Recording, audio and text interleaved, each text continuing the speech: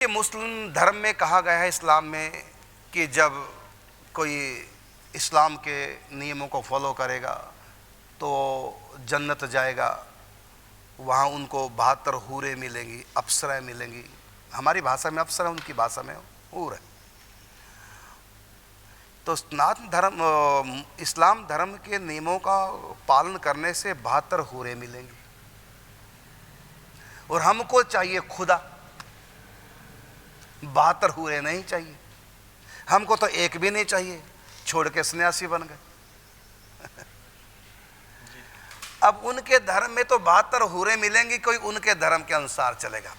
अब यदि कोई सनातन धर्म के अनुसार भगवान की भक्ति पथ कल्याण का करेगा तो उसमें अंतिम स्थिति क्या? उनकी तो अंतिम स्थिति यह है कि 72 हूरें मिल जाएंगी,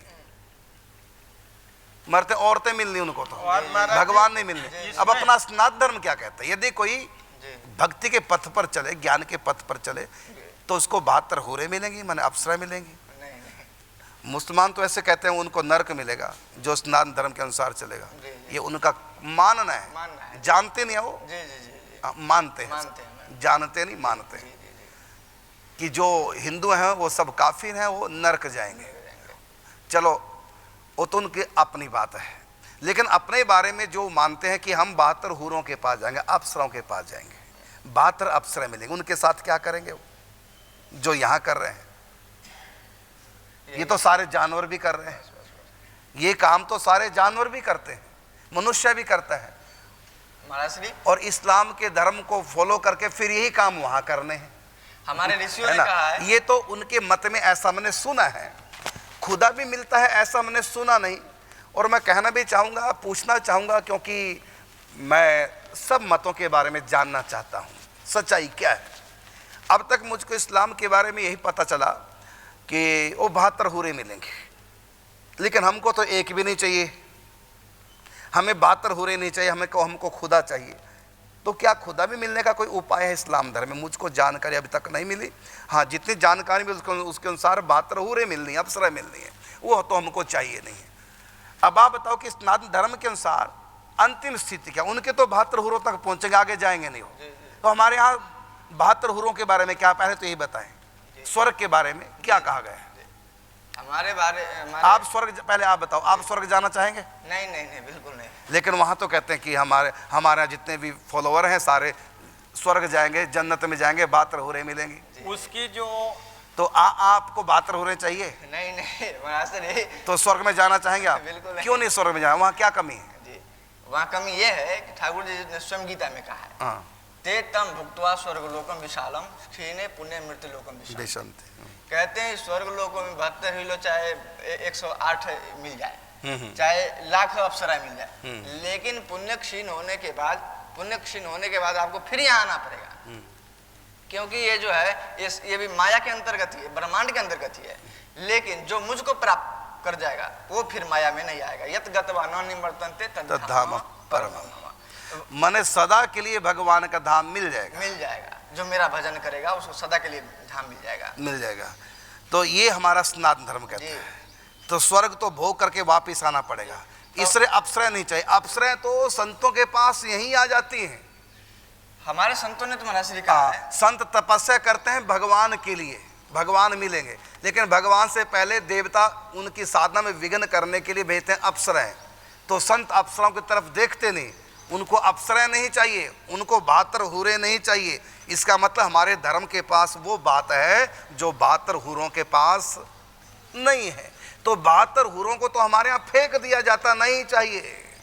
देव ऋषि नारद जी के पास इतनी बड़ी बढ़िया हूरें आई जब तपस्या में बैठे थे, इतनी बढ़िया बढ़िया अप्सराएं आई हैं, लेकिन उधर देखा तक नहीं है। नारायण ऋषि के पास आए, वो खुद ही प्रकट करके भेज दिया है। हाँ, नर नारायण भगवान के पास भी अप्सराएं, तो भगवान ने अपने सही अप्सराएं प्रकट कर दे। देखो तुम तो इनके आगे दासियां होने लायक भी नहीं है, इतनी तो मेरे अंदर है। मतलब परमात्मा में इतना सुख है जो इन अप्सराओं में भी। और जो सामान्य धर्म में साध्य वस्तु है, जिसको पाने के लिए अपना जीवन जिंदगी खो देता है, वही सनातन धर्म में उसको धिक्कार देता है। हाँ, एक बात और मैं कहना चाहूंगा, आप अध्यात्म का मतलब क्या होता है? एक होता है लोक, एक होता है परलोक। यदि लोक में भी जो चीज मिला वही चीज परलोक में मिला तो फिर परलोक की क्या महिमा रहे, अल्लोक की क्या महिमा रहे? भाई अंतर है, अप्सराओं में सुगंध, वो बताता हूँ मैं, सुगंध निकलती है, तो यहाँ की पत्नियों में क्या निकलेगी? दुर्गंध, है ना? तो उनको थोड़ा सुगंध ही चाहिए, है ना? बस यही मिलेगा, इत्र मिलेगा बस। तो बस इसी के लिए वो कर रहे हैं, मैंने वहाँ इत्र मिलना है। जो स्त्री वहाँ वही भी स्त्री यहाँ, तुमसे पूछो कि अंतर क्या है? तुम 72 हो रहे क्यों चाहते हो? एक से तंग आ गए हो, 72 क्यों चाहते हो? कहते उनमें सुगंध आती है, तो इत्र के लिए तपस्या कर रहे हो। और ऐसे भी है, बहुत बहुत बादशाह है और मियाँ है, काजी है, जो ये सामान्य मत को छोड़ के सनातन धर्म में आ गए, तो उन लोग क्या अभूषित है? तो मैं इस समय कह रहा हूँ कि स्नान धर्म में अप्सरों के बारे में, हूरों के बारे में तो कहा बिल्कुल संत त्याग दिया नहीं चाहिए, हमें तो चाहिए खुदा परमात्मा, है ना? तो इस सर्व परिस्थिति आप थोड़ा व्याख्या करेंगे कि उनकी तो सर्व परिस्थिति है, 72 हूर हैं, वहां तक पहुंच है उनकी तो, लेकिन स्नातन धर्म की पहुंच कहां तक है? तो 72 हूरों को छोड़ दिया, फिर ऊपर गए, आगे फिर आगे बढ़ो, स्वर्ग से आगे क्या है? स्वर्ग से आगे आपका महरलोक है, उस महरलोक है। महरलोक में कहा गया है इससे 100 गुना सुख है।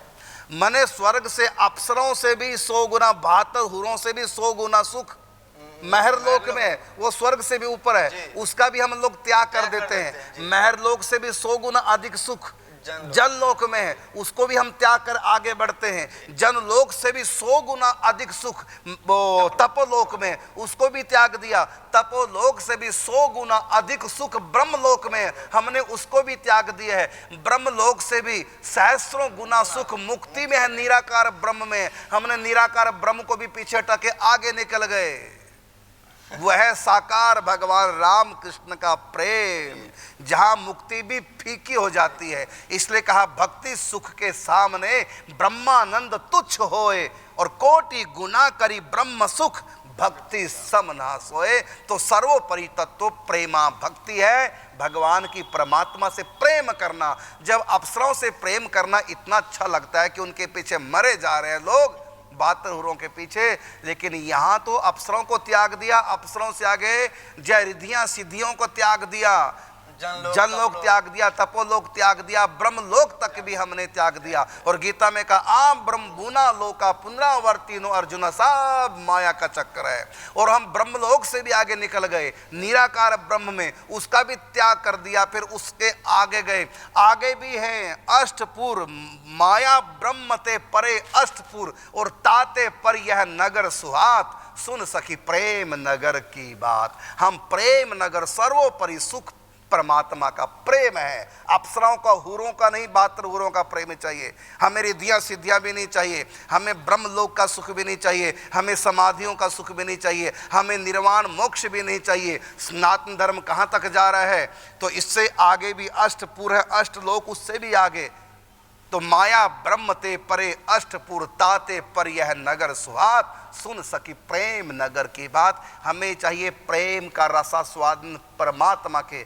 अब प्रश्न है, सर्वोपरि स्थिति सबसे ऊंची प्रेम सगाई। सूरदास जी कहते हैं सबसे ऊंचा संबंध प्रेम का है। और प्रेम किससे? सोचिए, माता पिता से प्रेम में कितना सुख है, पत्नी से प्यार करने में कितना सुख है, अपने बच्चों के प्यार में कितना सुख है, गुरु के प्यार में कितना सुख है, और 72 हूरों के प्यार में कितना सुख है जो उनसे छोड़ी नहीं जा रही है। इन 72 हूरों से आगे, इनसे भी आगे सुख रिद्धियों सिद्धियों में है, इनसे भी आगे सुख ब्रह्मलोक में है, उससे भी आगे सुख समाधियां निराकार ब्रह्म में है, और इन सब से आगे सुख है परमात्मा के प्रेम में। जब दुनिया के प्रेम में इतना सुख है, तो सारी सृष्टि का जो स्वामी परमात्मा है उसके प्रेम में कितना सुख होगा। और मीरा उसी प्रेम में जीवन भर नाचती रही, उसी प्रेम में। पायोरी मैंने राम रतन धन पायो, वस्तु अमोलक दीन ही मेरे सतगुरु, कर कृपा अपनायो। जहर भी, विष भी जहां अमृत का काम कर देता है, कांटों की सैया भी जहां पुष्पों की सैया हो जाती है जिन श्री कृष्ण के प्रेम में। राजाओं की बेटी थी, राजाओं के घर ब्याही थी, क्या कमी थी मीरा के पास? राजाओं की बेटी थी, राजाओं के घर ब्याही थी, पर दुनिया के काम छोड़ ईश्वर से लगन लगाई थी। ईश्वर का इतना ऊंचा प्रेम सुख है, 72 हूरों की कौन कहे, इससे भी आगे निराकार ब्रह्म का सुख भी जहां फीका हो जाए, आत्म साक्षात्कार का सुख भी जहां फीका हो जाए, ऐसा सुख है परमात्मा के प्रेम में। लेकिन ये ज्ञान केवल सनातन धर्म के पास है क्या, कि वो परमात्मा, वो खुदा, वो गॉड प्रेम भी करता है।